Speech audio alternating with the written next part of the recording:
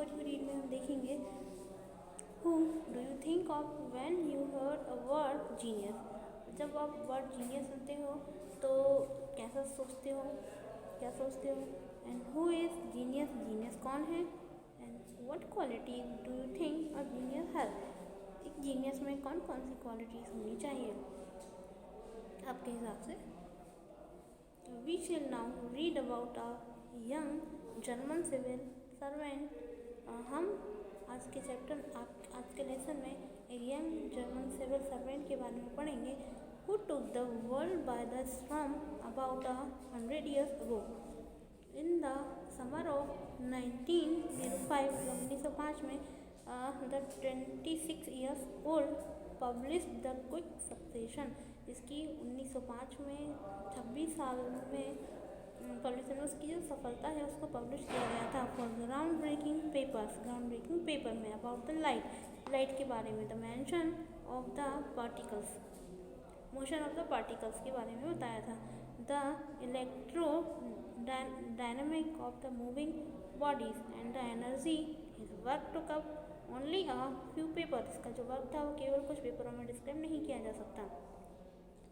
Scientific journal but the changes forever the understanding of the space time and the entire the cosmos and the transform of the name Einstein into the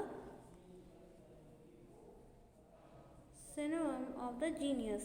मतलब जिन्होंने इसका साइनोम कह सकते हैं कि Einstein है। The 50 years after his death, उनकी death के 50 साल बाद Albert Einstein genius still the reason. तो हम हमारा लेसन शुरू करते हैं। The Albert Einstein was born on the 14 March. Albert Einstein का जन्म 14 मार्च 1879 को जर्मन सिटी में हुआ था। क्या हुआ था? 14 मार्च 1879। 14 मार्च 1879।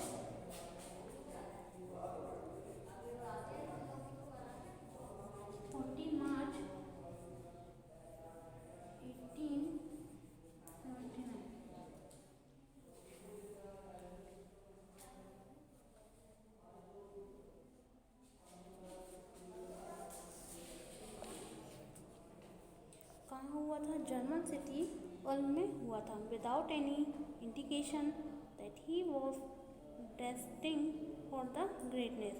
His on his the contrary his mother thought Albert was a frank। उनकी मदर के अकॉर्डिंग ये जो विचारों में एकदम ये फ्रैंक थे। To her he had the seem much too large. उनका जो, और कहते हैं ऐसा कि उनका जो हेड था, मतलब जो सिर था, वो बहुत ही बड़ा था। At the age of the 2.5, मतलब जब वो 2.5 साल के थे, आइंस्टीन स्टिल वॉजंट टॉकिंग, बात नहीं कर पाते थे।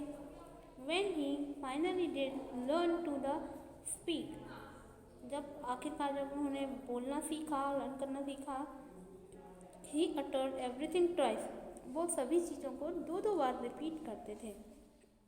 Einstein did not know what to do, Einstein को पता नहीं था उन्हें क्या करना चाहिए।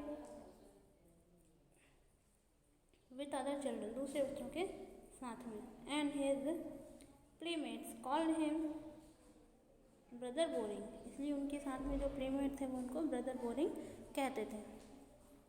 So the youngster played by him, तो जो कुछ यंगस्टर थे जो उनके साथ में खेला करते थे। Much of the time he specially love to mechanical toys, अधिकतर उनको जो खेलने में रुचि थी वो मैकेनिकल जो टॉयज़ होते हैं उनके बारे में उनको रुचि भी थी और उन्हीं से वो खेला करते थे।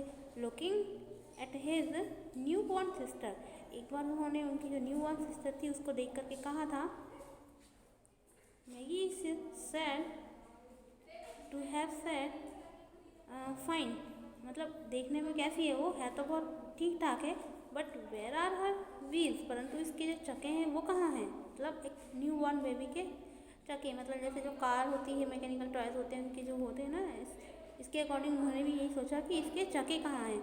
Head master one told his father, एक बार जो हेड मास्टर थे उन्होंने इसके फादर से कहा that what Einstein choose as a profession, Einstein क्या प्रोफेशन चूज करेंगे, एंड वुडंट बी मैटर, और इनका मैटर क्या होगा, because he will never make a success, क्या वो कभी सक्सेस भी होंगे एट एनीथिंग, मतलब किसी भी सब्जेक्ट में।